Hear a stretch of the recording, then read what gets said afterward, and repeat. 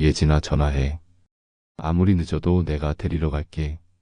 매일 아침 출근길 제가 아내에게 건네는 말이었습니다. 힘든 일과 중에도 예진이 생각하면 미소가 지어졌죠. 카페 매니저로 일하는 예진이는 제 인생의 보물이었으니까요. 우리 둘 다 바쁜 일상을 살았지만 함께 있는 것만으로도 서로에게 큰 위로가 되었습니다. 저는 아내가 늦은 밤 혼자 걸어 다니는 것을 원치 않았어요. 불안했거든요. 그래서 제가 항상 데리러 갔습니다. 아무리 피곤해도 아무리 늦어도 말이죠. 그게 제 사랑의 표현이었습니다. 우리 동네는 밤이 되면 인적이 드물어지는 곳이었어요. 골목길도 많고 가로등도 충분하지 않았죠. 그래서 더더욱 예진이 걱정되었습니다. 한 번은 예진이 밤 12시에 퇴근하고 혼자 걸어오다가 취객에게 시달린 적이 있었어요. 다행히 큰일은 없었지만 그 후로 제가 꼭 데리러 가겠다고 약속했습니다. 비가 오나 눈이 오나 아무리 피곤해도 말이죠. 오늘도 많이 바빴어? 집에 돌아온 예진이 물었습니다. 저는 그저 고개를 끄덕였죠. 너무 지쳐서 말을 이을 기력도 없었습니다. 하루에 14시간씩 일하면 그럴 수밖에요. 아침 6시부터 전기공사 현장에서 일하고 저녁 6시부터는 대리운전. 밤 2시에나 집에 들어오는 생활이 벌써 3년째였습니다. 전기공사 현장에서의 일은 정말 고됐어요. 땡볕 아래서 무거운 케이블을 끌고 다니고 좁은 공간에 몸을 구겨 넣어 작업하는 일이 대부분이었습니다. 온몸이 땀으로 젖고 손은 거칠어지고 허리는 아프고. 그럼에도 일을 계속했죠. 생계를 위해서였으니까요. 그리고 밤에는 대리운전. 취객들의 술 냄새와 실랑이를 견디며 도로 위를 달렸습니다. 어떤 날은 진상 손님 때문에 마음고생도 심했죠. 하지만 그마저도 감내했어요. 빚을 갚기 위해서였으니까요. 뭐라도 먹을래? 예진이 냉장고를 열며 물었습니다. 괜찮아. 그냥 씻고 자야겠어. 매일 같은 대화, 같은 패턴이었죠. 처음엔 그래도 이야기를 나눴는데 점점 대화가 줄어들었습니다. 집에 도착하면 씻고 바로 잠들기 일쑤였고 아침에는 서둘러 출근했죠. 주말에도 쉬지 못하고 일했습니다. 빚이 있었거든요. 결혼 전 제가 사업에 실패해 생긴 빚이었는데 그 빚을 갚으려면 이렇게라도 해야 했습니다. 그 사업 실패는 제 인생 최대의 실수였어요. 친구와 함께 작은 전자제품 가게를 차렸는데 경험 부족과 무리한 확장으로 망했죠. 게다가 친구는 중간에 빠져나가 버렸고 빚은 고스란히 제 몫이 되었습니다. 6천만 원. 적은 돈이 아니었어요. 이자까지 생각하면 끝이 보이지 않았죠.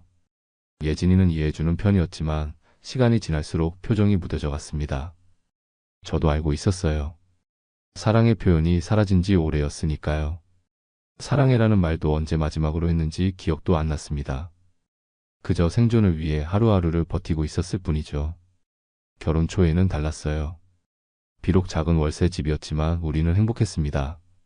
함께 요리하고 주말에는 근교로 드라이브도 하고 밤에는 서로 안고 잠들었죠. 하지만 그 빚이 모든 것을 바꿔놓았어요. 제가 일에 매달리게 되면서 우리의 행복한 시간들은 점점 줄어들었습니다. 그래도 우리는 서로가 있어 다행이라고 생각했습니다. 적어도 저는 그랬어요. 예진이도 그럴 거라 믿었지만 어느 날 저녁 식사 때 예진이가 뜬금없이 물었습니다. 우리 그냥 서로 필요해서 사는 거지? 순간 숟가락을 든 손이 멈칫했습니다. 말문이 막혔죠. 부인하고 싶었지만 현실은 그랬던 것 같아요. 저는 말없이 고개를 끄덕였습니다.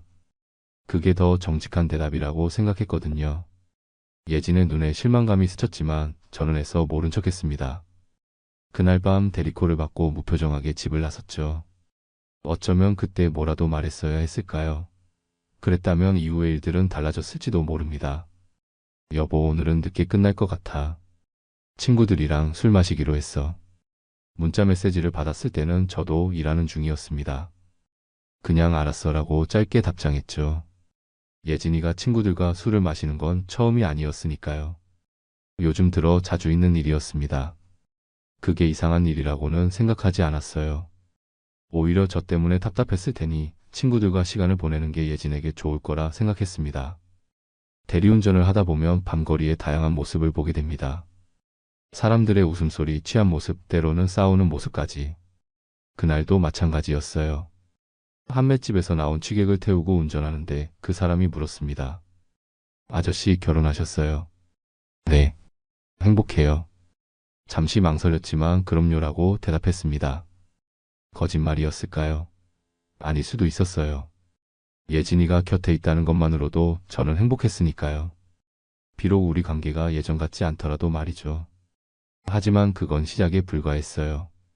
어느 날 예진이 일하는 카페에 들렀을 때였습니다. 드물게 낮에 시간이 나서 들른 거였죠. 문을 열자마자 낯선 광경이 눈에 들어왔습니다. 예진이 카운터 앞에서 한 남자와 웃으며 이야기하고 있었어요. 그 남자는 잘생겼고 여유로워 보였습니다. 나이는 35 정도 되어 보였죠. 예진의 웃음소리가 카페 안을 채우고 있었습니다. 제가 오랫동안 보지 못했던 그 환한 웃음이요. 심장이 찌릿했어요. 질투였을까요? 아니면 그동안 예진을 웃게 해주지 못했다는 죄책감이었을까요? 아, 여보. 예진이 저를 발견하고 약간 놀란 표정으로 말했습니다. 이쪽은 태훈 씨예요. 우리 카페 단골 손님이에요. 안녕하세요.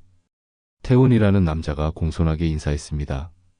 저는 무표정하게 고개를 끄덕였죠. 가까이서 보니 태훈은 더 잘생겨 보였습니다.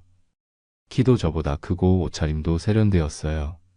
손목에 찬 시계는 비싸 보였죠. 저와는 완전히 다른 세계의 사람 같았습니다. 제 손을 보니 거칠고 굳은 살이 박힌 손이었어요. 그의 손은 깨끗하고 부드러워 보였습니다. 오랜만이네. 제가 예진에게 말했습니다. 점심 먹으러 왔어. 아, 그래? 잠시만 기다려. 주문 받고 갈게. 예진은 태훈에게 다시 미소를 지으며 말했습니다. 태훈 씨, 잠시 실례할게요. 네, 천천히 하세요. 전 이만 가볼게요. 태훈은 예진에게 손을 흔들고 저에게도 가볍게 인사한 뒤 카페를 나갔습니다. 예진이 제게 와서 앉았어요. 어떻게 시간이 났어? 예진이 물었습니다. 오늘은 일이 일찍 끝나서. 그 사람이 누구야? 예진의 표정이 잠시 굳었다가 이내 자연스러워졌습니다. 아, 태훈 씨? 그냥 단골 손님이야. 매일 아침 커피 마시러 와. 친해 보이던데. 그냥 이것저것 얘기하다 보니까. 재밌는 사람이야. 그날 이후로 예진이 자주 태훈의 이름을 언급하기 시작했습니다. 처음에는 그냥 오늘 태훈 씨가 재미있는 이야기를 해줬어 정도였는데 점점 태훈 씨는 이런 생각을 갖고 있더라. 태훈 씨는 이런 책을 좋아한대 같은 식으로 말이죠. 저는 경계심이 들었지만 예진을 의심할 이유는 없었습니다. 그저 친한 손님일 뿐이라고 생각했죠. 게다가 그때는 일이 너무 바빠서 그런 생각을 할 여유도 없었어요. 하지만 예진의 행동이 조금씩 달라지고 있었습니다. 핸드폰을 자주 확인하고 문자가 오면 살짝 미소를 짓더군요. 그리고 주말에도 친구들과 약속이 있다며 외출하는 일이 잦아졌습니다. 한 번은 예진이 아침에 화장을 평소보다 공들여 하는 모습을 봤어요. 오늘 뭐 특별한 일 있어? 물었습니다. 아니, 그냥 기분 전환 차원에서. 그 말이 거짓말처럼 들렸지만 더 묻지 않았습니다. 무슨 일이 있는지 알고 싶지 않았던 거죠. 아니, 알면서도 모른 척하고 싶었는지도 모릅니다. 어느 날 저녁 예진이 평소보다 늦게 귀가했습니다. 술 냄새가 났죠. 누구랑 마셨어? 무심코 물었습니다. 그냥 직장 동료들이랑. 예진이 대답했지만 눈을 마주치지 않았어요. 그때 처음으로 의심이 들었습니다. 하지만 예진을 의심하고 싶지 않았어요. 그럴 수 없었습니다. 우린 서로를 믿고 결혼했으니까요. 그래서 그냥 넘어갔죠. 그게 제 실수였을까요? 남편이랑 대화 안 해요. 예진에게 태훈이 처음 건넨 말이었다고 합니다. 나중에 예진이 제게 모든 걸 털어놓았을 때 알게 된 사실이죠. 그날도 예진은 카페에서 일하고 있었습니다. 평소처럼 무표정하게 일하고 있을 때 태훈이 다가와 그렇게 물었다고 해요. 처음에 예진은 놀랐다고 합니다. 왜 그런 질문을 하냐고요. 태훈은 웃으며 대답했죠. 표정을 보니 그런 것 같아서요. 저도 그랬거든요. 전 결혼 생활이 힘들어서 이혼했어요. 그 말에 예진은 마음을 열기 시작했다고 해요. 자신의 고민을 털어놓기 시작했죠. 제가 얼마나 바쁜지, 대화가 얼마나 줄었는지, 사랑의 표현이 어떻게 사라졌는지. 태훈은 공감해주며 들어주었습니다. 예진에게는 그게 필요했던 거겠죠. 누군가 자신의 이야기를 들어주는 사람. 처음에는 그저 평범한 직장인과 손님의 관계였습니다. 태우는 매일 아침 커피를 마시러 왔고 예진은 그에게 커피를 건넸죠. 그런데 어느 날부터 태훈이 좀 더 일찍 오기 시작했다고 합니다. 카페가 한적한 시간에 와서 예진과 이야기를 나누기 시작한 거죠. 남편분은 어떤 일 하세요? 태훈이 어느 날 물었대요. 낮에는 전기공사, 밤에는 대리운전이요. 바쁘시겠네요. 네, 너무 바빠서 얼굴 보기도 힘들어요. 그렇게 시작된 대화가 점점 깊어졌다고 합니다. 태훈은 예진의 이야기를 경청했고 때로는 조언도 해주었죠. 예진은 처음으로 자신의 속마음을 누군가에게 털어놓을 수 있어서 위안을 받았다고 해요. 괜찮아요, 나도 그랬어요. 태훈의 그 한마디가 예진의 마음을 열었다고 합니다. 자신도 비슷한 상황을 겪었기 때문에 예진의 마음을 이해할 수 있다는 공감의 말이었죠. 예진은 그 말에 위로를 받았다고 해요. 처음에는 그저 카페에서의 대화였습니다. 하지만 점점 카페 밖에서도 만나기 시작했죠. 퇴근 후 가끔 술 한잔, 주말에 영화 한 편. 그렇게 둘의 관계는 깊어져 갔습니다. 예진에게 태우는 달콤한 토피처였을 겁니다. 힘든 현실에서 벗어나 잠시나마 행복을 느낄 수 있는 곳. 처음 카페 밖에서 만난 날 예진은 많이 긴장했다고 합니다. 작은 술집에서 만났는데 태훈이 먼저 와서 기다리고 있었대요. 예진이 도착하자 반갑게 자리에서 일어나 맞이했고 의자를 빼주었죠. 예진은 오랜만에 누군가에게 그런 배려를 받아서 기분이 좋았다고 해요. 그날 밤 두 사람은 많은 이야기를 나눴습니다. 각자의 과거, 현재 그리고 꿈에 대해서요. 태우는 마케팅 회사에 다니는 과장이었고 야심이 있는 사람이었죠. 회사 프로젝트로 여러 카페를 리서치하는 중이었다고 해요. 예진의 카페도 그 중 하나였죠. 처음엔 그냥 업무를 위해 왔는데 점점 당신이 궁금해졌어요. 태훈의 고백에 예진은 가슴이 두근거렸다고 합니다. 오랜만에 느껴보는 설렘이었죠. 그리고 그 설렘은 점점 커져갔어요. 그러던 어느 날 술자리에서 태훈이 예진의 손을 잡았습니다. 예진은 그 손을 뿌리치지 않았죠. 그게 시작이었습니다. 그 후로 둘은 자주 만났고 감정은 점점 깊어져 갔습니다. 예진은 점점 저에게 거짓말을 하기 시작했어요. 친구들과 약속이 있다, 회식이 있다, 야근이 있다. 모두 태훈을 만나기 위한 변명이었죠. 처음에 예진은 죄책감을 느꼈다고 합니다. 하지만 점점 그 죄책감은 희미해졌어요. 태훈과 함께 있을 때 느끼는 행복감이 그 죄책감을 덮어버렸거든요. 게다가 저는 너무 바빠서 예진의 변화를 알아채지 못했습니다. 그저 일만 했죠. 태훈 씨는 내 말을 들어줘. 그리고 나를 이해해줘. 나중에 예진이 저에게 털어놓은 말입니다. 제가 해주지 못했던 것들, 제가 채워주지 못했던 공허함을 태훈이 채워주었던 거죠. 저는 그때 얼마나 무심했는지 깨달았습니다. 하지만 그땐 이미 너무 늦었어요. 매일 밤 예진은 태훈과 메시지를 주고받았습니다. 제가 잠든 사이에요. 저는 너무 피곤해서 금방 잠들었고 예진은 그 시간을 이용해 태훈과 소통했죠. 둘은 서로에게 빠져들고 있었습니다. 그리고 저는 눈치채지 못했어요. 아니, 눈치채기 싫었는지도 모릅니다. 오늘 회식이 있어서 늦을 것 같아. 예진이 보낸 메시지였습니다. 저는 알았어, 조심해라고 답장했죠. 그날도 평소와 다름없이 대리운전을 하고 있었습니다. 하지만 그날은 뭔가 달랐어요. 콜이 잘 들어오지 않았거든요.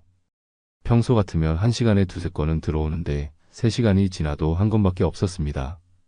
추운 겨울밤이었어요. 차 안에서 핸드폰만 바라보며 콜을 기다리는 시간이 지루했습니다. 라디오에서는 연애 사연을 다루는 프로그램이 나오고 있었죠. 행복한 연인들의 이야기가 흘러나왔고 저는 문득 예진과의 관계를 생각했습니다. 언제부터 우리 사이가 이렇게 멀어진 걸까요? 결혼 초에는 그렇게 사랑했는데 둘 다 바쁘다 보니 시간이 없었고 대화도 줄고 스킨십도 거의 사라졌죠. 가끔 제가 늦게 들어오면 예진은 이미 잠들어 있곤 했어요. 아침에 일어나면 예진은 이미 출근 준비를 하고 있었고요. 그렇게 우리는 점점 서로의 일상에서 멀어져 갔습니다. 오늘은 운이 없나 보다. 혼잣말을 하며 한숨을 쉬었죠. 그때 핸드폰이 울렸습니다. 드디어 콜이 들어온 겁니다. 위치를 확인해 보니 제가 있는 곳에서 그리 멀지 않았어요. 바로 수락했죠. 한편 그 시간 예진과 태우는 포장마차에서 마지막 잔을 비우고 있었습니다. 둘 다 많이 취해 있었죠. 소주를 3병이나 비웠다고 해요. 평소에는 한 병도 겨우 마시는 예진이었는데 그날은 왜 그렇게 많이 마셨는지 모르겠습니다. 아마도 죄책감을 잊기 위해서였을지도 몰라요. 태훈이 예진의 볼을 쓰다듬으며 키스했고 예진은 그에 응했습니다. 주변 시선도 아랑곳하지 않고요. 포장마차 주인 아저씨가 흘끔거리며 봤지만 두 사람은 신경 쓰지 않았죠. 술이 많이 취했으니까요. 우리 저기 갈까? 태훈이 근처 모텔을 가리키며 물었습니다. 예진은 잠시 망설였지만 곧 고개를 끄덕였죠. 둘은 비틀거리며 모텔로 향했습니다. 체크인을 하고 방으로 들어갔죠. 문이 닫히자마자 태훈은 예진을 안았고 둘은 침대로 향했습니다. 모텔 방은 그리 넓지 않았어요. 조금 낡은 느낌도 났지만 둘은 그런 것에 신경 쓰지 않았습니다.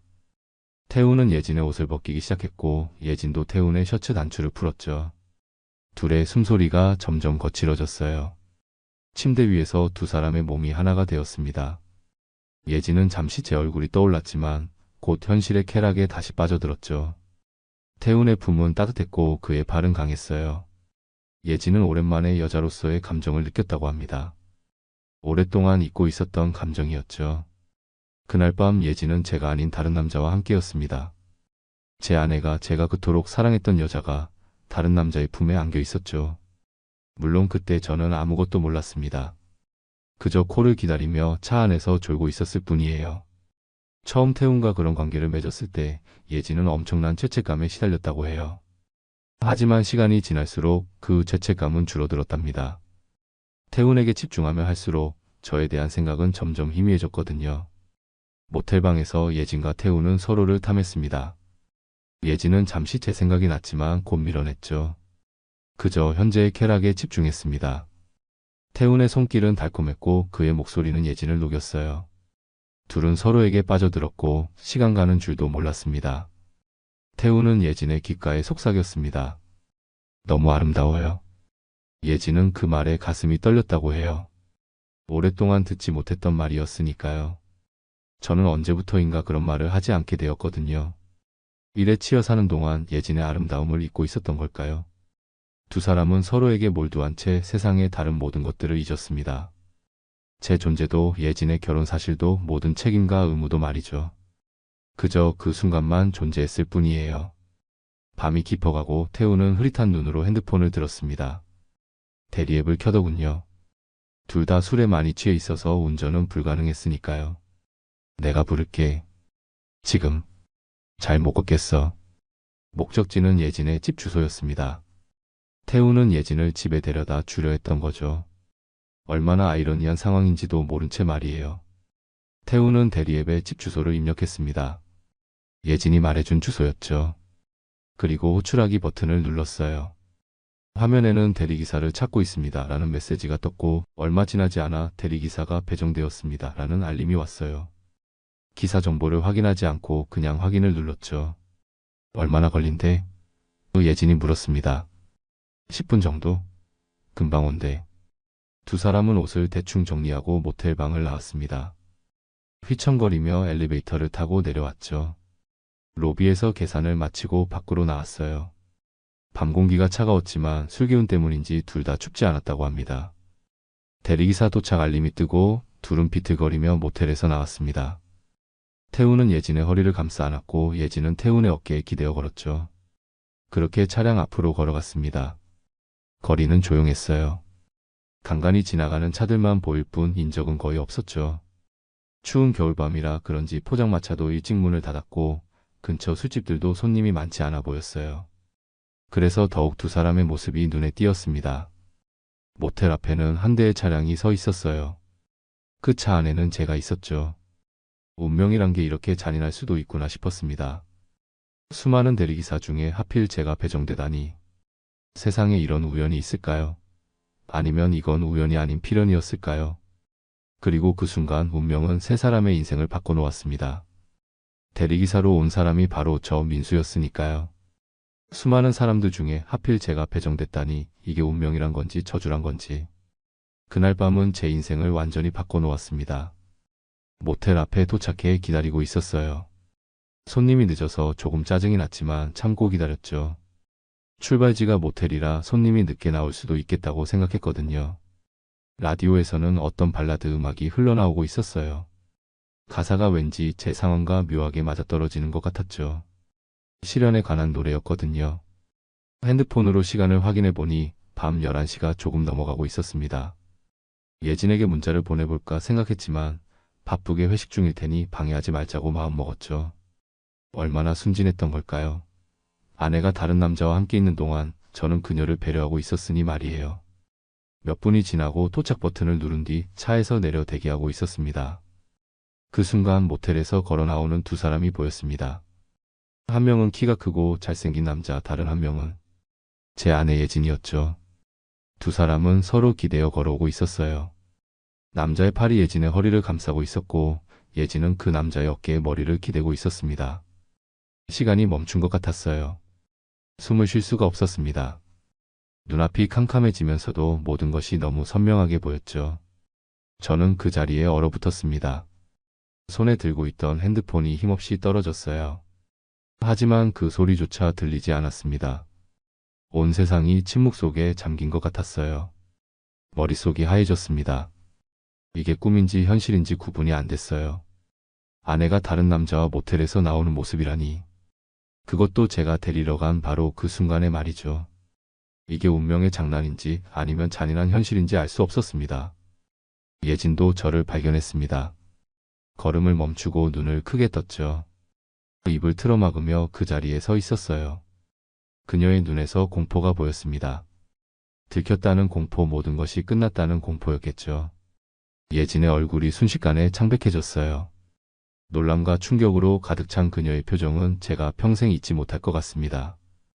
그리고 그 표정을 보는 순간 저는 모든 것을 이해했어요.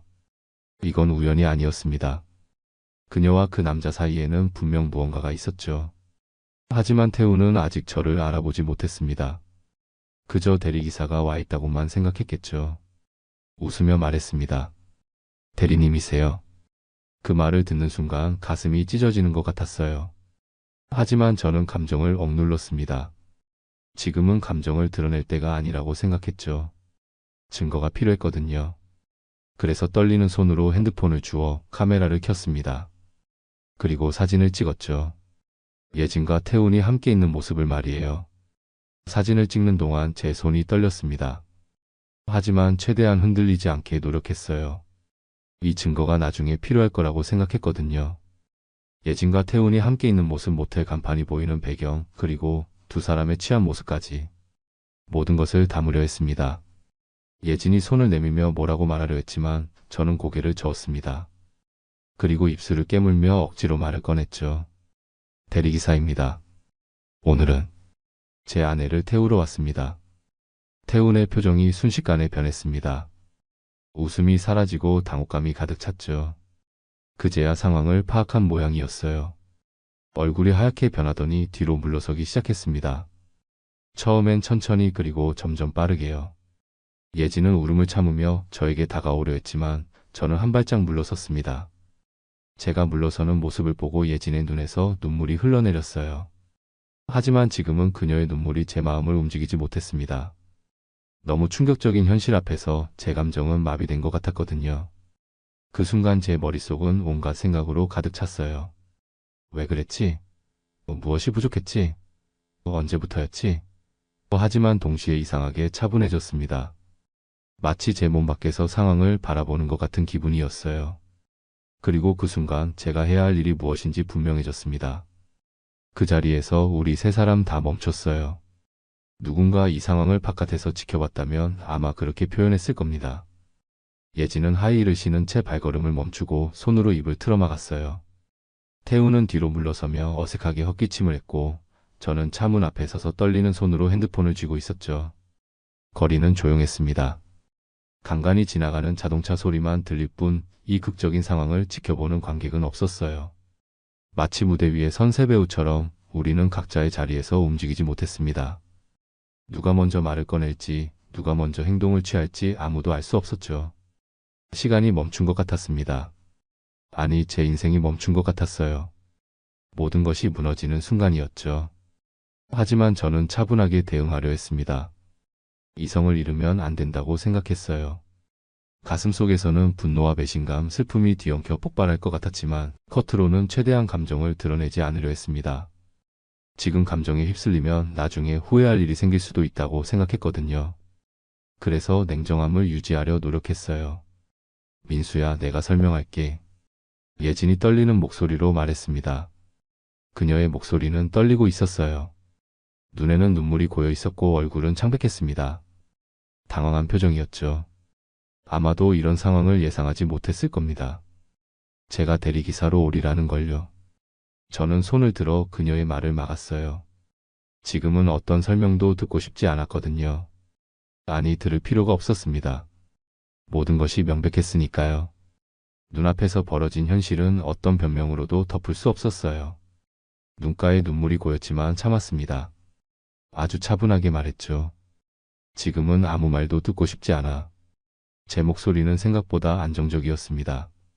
스스로도 놀랐어요. 이런 상황에서 어떻게 이렇게 차분할 수 있는지. 아마도 충격이 너무 커서 오히려 감정이 마비된 것 같았습니다. 혹은 제 속에 있던 의심이 현실로 확인되는 순간 이미 각오했던 것인지도 모르겠어요. 태우는 그제야 상황을 완전히 파악한 듯 했어요. 그는 뒷걸음치며 말했습니다. 죄송합니다. 전 몰랐어요. 몰랐다고요? 제 아내가 결혼한 여자란 걸 몰랐다고요? 그게 무슨 변명이 될 수 있을까요? 하지만 저는 태훈에게 화를 내지 않았습니다. 그건 예진이 선택한 거였으니까요. 태훈보다는 예진에게 더 큰 배신감을 느꼈습니다. 모텔 앞에서 대리를 불러놓고 뭘 몰랐다는 겁니까? 제 말에 태훈은 대답하지 못했어요. 그저 고개를 숙일 뿐이었죠. 그의 얼굴에는 당혹감과 부끄러움이 섞여 있었습니다. 아마도 이런 상황에 처음 놓인 것 같았어요. 혹은 들킨 것이 처음이거나요. 예진은 눈물을 흘리며 계속 제게 다가오려 했지만 저는 고개를 저었습니다. 그녀의 모습을 보는 것조차 고통스러웠거든요. 8년 동안 사랑했던 여자, 제 인생의 전부였던 사람이 이제는 낯선 사람처럼 느껴졌습니다. 태워드릴까요? 아니면 다른 차를 부르시겠어요? 피꼬는 말이었지만 목소리는 담담했습니다. 마치 정말 대리기사처럼 물어보는 거였죠. 직업적인 태도를 유지하려 했어요. 그게 제가 할 수 있는 최선이었으니까요. 예진은 울음을 참으며 제 팔을 잡으려 했지만 저는 한 발짝 물러섰어요. 민수야, 제발. 예진의 목소리는 애원하는 듯 했습니다. 하지만 저는 더 이상 그녀의 말에 귀 기울이고 싶지 않았어요. 모든 신뢰가 무너진 상태에서 그녀의 어떤 말도 제 마음을 움직일 수 없었거든요. 대리비는 앱으로 결제하시면 됩니다. 저는 조용히 돌아서 차에 탔습니다. 그리고 시동을 걸었습니다. 백미러로 보니 예진은 그 자리에 주저앉아 울고 있었고 태우는 어색하게 서 있었어요. 저는 그대로 차를 몰고 떠났습니다. 어디로 갈지는 생각하지 않았어요. 그저 멀리 가고 싶었을 뿐이었죠. 차를 운전하면서 눈물이 흘렀습니다. 하지만 소리 내어 울지는 않았어요. 그저 눈물만 흘렀죠. 가슴은 찢어질 듯 아팠지만 이상하게도 머릿속은 맑았습니다. 해야 할 일들이 떠올랐어요. 증거 확보, 변호사 만남, 이혼 준비. 모든 것이 순차적으로 정리되었습니다. 마치 오래전부터 준비해온 것처럼요. 거리의 불빛들이 흐릿하게 보였습니다. 눈물 때문이었을까요? 아니면 제 세계가 무너지고 있어서였을까요? 어쩌면 둘 다였을지도 모릅니다. 그 순간 저는 제 인생에서 가장 외로웠어요. 하지만 동시에 가장 선명하게 볼 수 있었죠. 이제 무엇을 해야 할지 분명했으니까요. 모든 것이 너무 선명하게 정리되었습니다. 마치 오래전부터 준비해온 것처럼요. 그날 밤 저는 차를 타고 한강변에 도착했습니다. 주변에는 아무도 없었죠. 그저 어둠과 물소리만 있었습니다. 차를 주차하고 강변 벤치에 앉았어요. 차가운 겨울바람이 얼굴을 스쳤지만 별로 춥게 느껴지지 않았습니다. 온몸이 마비된 것 같았거든요. 그저 멍하니 강물을 바라보며 앉아 있었죠. 강물은 어둠 속에서도 반짝이고 있었어요. 도시의 불빛이 수면에 반사되어 춤추고 있었죠. 얼마나 아름다운지. 하지만 저는 그 아름다움을 느낄 수 없었습니다. 제 마음은 이미 얼어붙어 있었으니까요. 핸드폰에는 예진의 부재중 전화와 문자가 쌓여갔습니다. 10통이 넘는 부재중 전화, 수십 개의 문자. 하지만 저는 읽지 않았어요. 읽을 필요도 없었죠. 모든 변명과 사과는 이미 늦었으니까요. 핸드폰을 진동 모드로 바꾸고 주머니에 넣었습니다. 밤하늘을 올려다봤어요. 도시의 불빛 때문에 별은 거의 보이지 않았지만 달은 뚜렷했습니다. 둥근 달이 구름 사이로 모습을 드러내고 있었죠. 그 달을 보니 문득 예진과의 첫 데이트가 생각났어요. 한강변에서 야경을 보며 처음 손을 잡았던 날이었죠. 그때는 얼마나 행복했던가. 그런 행복이 이렇게 끝날 줄은 몰랐습니다. 저는 차 안에서 밤을 새웠습니다. 잠들지 못했어요. 그저 멍하니 강물을 바라보며 생각에 잠겼죠. 우리의 결혼 생활, 예진과의 추억, 그리고 앞으로 해야 할 일들. 모든 것을 정리하려 했습니다. 아침이 밝아오자 강물이 붉게 물들었어요. 일출이었죠. 새로운 하루의 시작이었습니다. 그리고 저에게는 새로운 인생의 시작이기도 했어요. 더 이상 예진과 함께하는 삶은 없을 테니까요. 다음 날 아침 저는 출근하지 않았습니다. 처음으로 무단 결근을 했죠. 사장님께 전화해서 개인 사정이 있다고 말씀드렸어요. 다행히 이해해 주셨습니다. 그리고 변호사 사무실을 찾아갔어요. 어젯밤의 일과 증거들을 설명했습니다. 사진, 대리운전 기록, 모든 것을요. 변호사는 고개를 끄덕이며 말했습니다. 증거는 충분합니다. 불륜 관계가 명백하네요. 이혼 소송을 준비하겠습니다. 변호사 사무실은 작고 소박했지만 변호사의 눈빛은 날카로웠어요. 그는 이런 사건을 많이 다뤄본 듯 했습니다. 저에게 필요한 서류들을 준비하라고 했고 앞으로의 절차에 대해 설명해 주었죠. 위자료 청구도 가능하다고 했어요.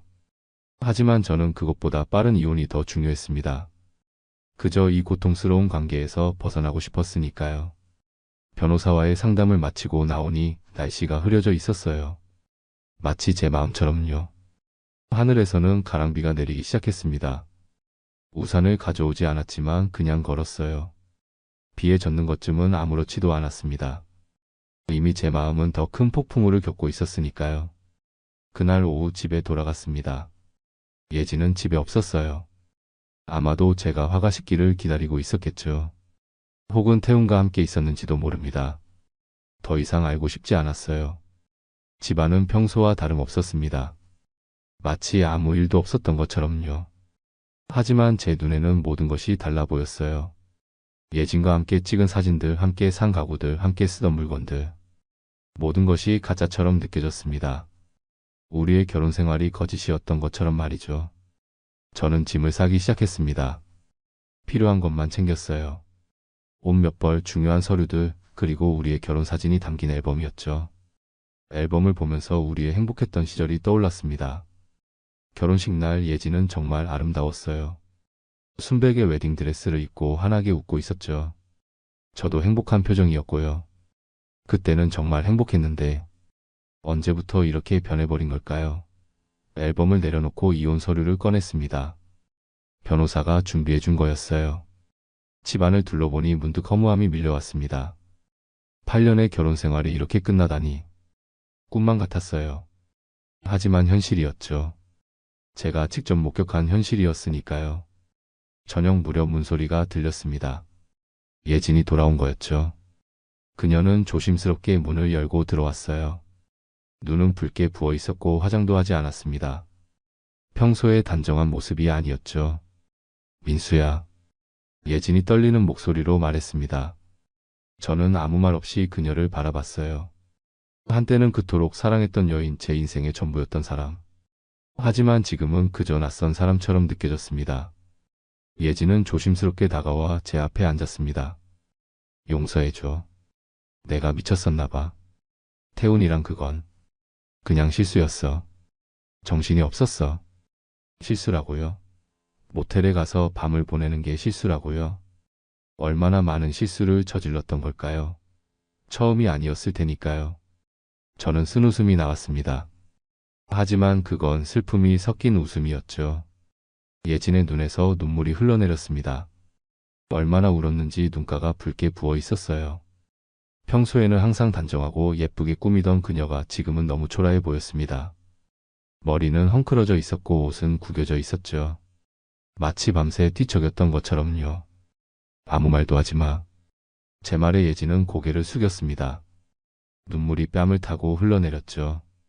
하지만 저는 더 이상 그녀의 눈물에 마음이 흔들리지 않았어요. 너무 많은 거짓과 배신 후에는 그 눈물조차 가식으로 느껴졌으니까요. 지금은 아무 말도 듣고 싶지 않아. 그날 밤 네가 그 사람과 함께 있는 모습을 봤을 때 내 마음은 이미 죽었어. 눈가에 눈물이 고였지만 참았습니다. 아주 차분하게 말했죠. 감정을 드러내고 싶지 않았어요. 그녀가 제 약한 모습을 보길 원치 않았거든요. 얼마나 오래 계속된 거야? 침묵이 흐르다가 제가 물었습니다. 알고 싶지 않으면서도 알아야 할 것 같았어요. 예진은 고개를 숙인 채 작은 목소리로 대답했습니다. 3개월 정도. 3개월. 그 말을 듣는 순간 가슴이 더 아팠습니다. 3개월 동안 저는 아무것도 몰랐던 거예요. 매일 아침 사랑해라고 인사하며 출근했고 밤늦게 들어와서는 피곤해 지쳐 잠들었죠. 그 사이에 예진은 다른 남자를 만나고 있었다니. 얼마나 어리석었던 걸까요?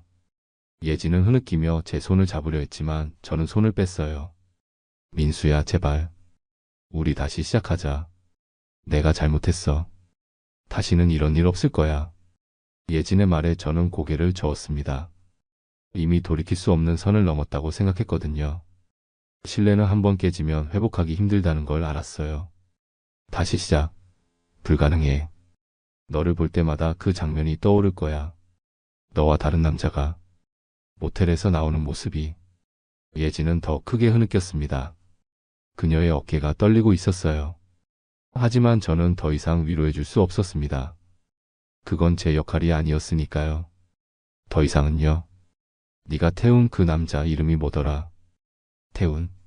걔 회사에 연락했어. 예진의 눈이 커졌습니다. 놀란 표정이었죠. 아마도 제가 그런 행동을 할 거라고는 예상하지 못했을 겁니다. 저도 평소에는 그런 사람이 아니었으니까요. 하지만 이번만큼은 달랐어요. 뭐라고? 예진의 목소리가 떨렸습니다. 눈빛이 달라졌어요. 놀람과 공포가 섞인 눈빛이었죠. 알고 보니 태훈이 내 카페 단골이 된 것도 우연이 아니더라. 자기 회사 프로젝트로 카페를 조사하는 중이었대. 영업 비밀 같은 거 네가 말해준 적 있어? 태훈의 회사 메일을 찾는 것은 어렵지 않았습니다. 예진이 언급했던 회사 이름을 기억했거든요. 그곳에 메일을 보냈죠. 태훈과 예진의 사진 그리고 간단한 설명과 함께요. 직장 내 불륜이라는 점을 강조했습니다. 그리고 태훈이 업무 중에 예진을 만났다는 점도요. 예진의 표정이 변했습니다. 놀람에서 당혹감으로 그리고 공포로요. 그녀는 말했습니다. 그게 몇 번 물어봐서 대답해 준 적이 있었어. 하지만 그건 그냥 그래 그래서 태훈이 회사에서 잘렸어. 기밀 유출로. 사실 그건 제가 확인하지 않은 정보였습니다. 하지만 충분히 가능한 일이었죠. 회사 업무 중에 개인적인 관계를 맺고 게다가 정보까지 유출했다면 해고될 만했으니까요. 예진의 표정을 보니 제 말이 맞아떨어진 것 같았어요. 예진이 고개를 숙이자 저는 쓴웃음을 지었습니다. 이 상황이 웃기다고 생각했거든요. 아내의 불륜 상대를 고발해서 그 남자의 직장 생활을 망치게 했다니 누가 이런 일을 상상이나 했을까요? 사람 무너질 때 울기보다 웃는 게 빠를 수도 있어. 제 말에 예진은 더욱 깊이 고개를 숙였습니다. 그녀의 어깨가 흔들렸어요. 소리 없이 울고 있었죠. 하지만 저는 더 이상 그녀를 위로할 마음이 없었습니다. 모든 감정이 메말라 버린 것 같았어요. 서류를 테이블 위에 놓았습니다. 이혼 서류였죠. 예진은 눈물 어린 눈으로 그것을 바라봤어요. 충격에 빠진 듯 했습니다. 아마도 제가 정말로 이혼할 거라고는 생각하지 않았나 봐요. 하지만 저는 진심이었습니다. 민수야, 제발. 한 번만 더 기회를 줘. 내가 정말 잘못했어. 예진의 목소리는 떨리고 있었어요. 진심으로 후회하는 것 같았습니다. 하지만 후회가 모든 것을 되돌릴 수는 없었죠. 이미 일어난 일은 바꿀 수 없으니까요. 기회. 네가 그 남자와 모텔에 들어갈 때 내 기회는 이미 끝났어. 제 말에 예진은 대답하지 못했습니다. 그저 눈물만 흘릴 뿐이었죠. 저는 서류를 그녀 앞으로 밀었어요. 서명해. 깨끗하게 끝내자. 예진은 떨리는 손으로 서류를 집어들었습니다. 한참을 바라보다가 말했어요. 정말 끝내고 싶어. 그녀의 눈에는 마지막 희망이 담겨 있었습니다. 저에게 구원을 요청하는 듯한 눈빛이었죠. 하지만 저는 이미 결정을 내린 후였어요. 네가 불러준 대리 덕분에 인생 리셋하게 됐어. 고맙다. 쓴웃음과 함께 한 말이었지만 진심이었습니다. 그날 밤의 사건이 아니었다면 저는 아마도 평생 모르고 살았을 테니까요. 가짜 행복 속에서 말이죠. 예진의 눈에서 눈물이 멈추지 않고 흘러내렸습니다.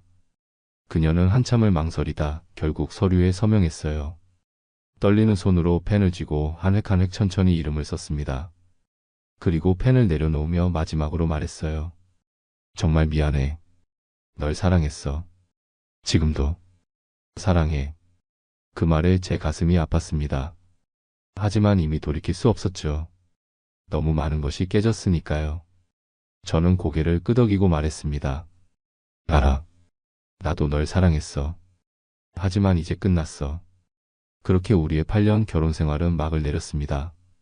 예진은 짐을 싸서 친구 집으로 갔고 저는 집에 혼자 남았어요. 이상하게도 후련했습니다. 마치 무거운 짐을 내려놓은 것 같은 기분이었죠. 빈집에 홀로 앉아 창밖을 바라봤습니다. 날씨는 맑았어요. 하늘은 파랗고 햇살은 따뜻했죠. 세상은 여전히 돌아가고 있었습니다. 제 세계가 무너졌다고 해서 모든 것이 멈추지는 않았어요. 다음 날 회사에 출근했습니다. 동료들은 제 달라진 모습에 놀랐어요.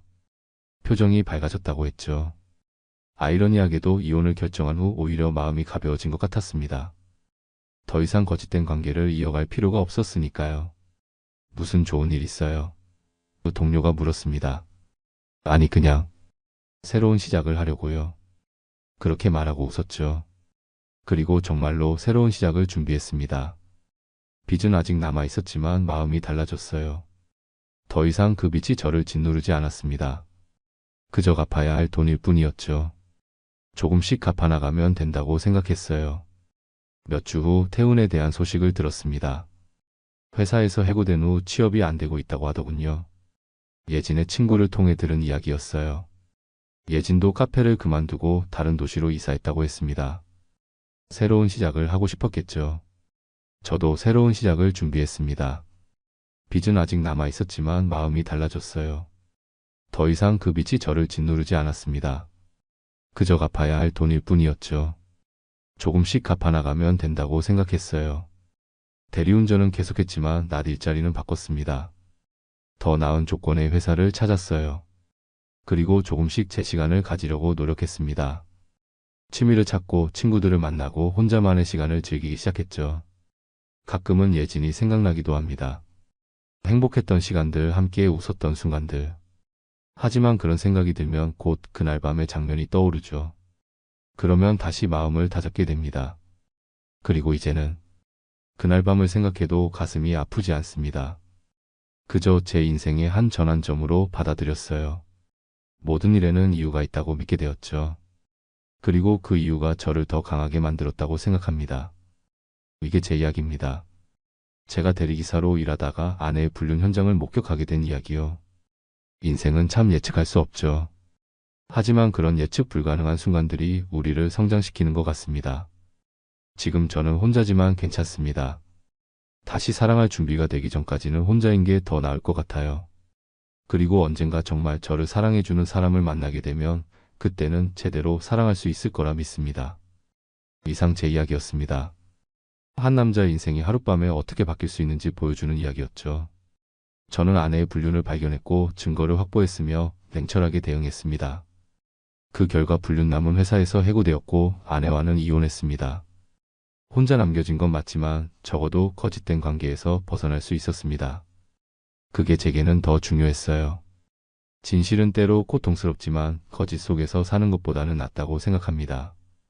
지금도 가끔은 그 밤을 생각하면 마음이 무너질 것 같지만 시간이 지날수록 더 단단해지는 것 같습니다. 여러분들이라면 이런 상황에서 어떻게 대처하셨을까요? 그냥 용서하고 돌아가셨을까요? 아니면 저처럼 결단을 내렸을까요? 여러분의 생각이 궁금합니다.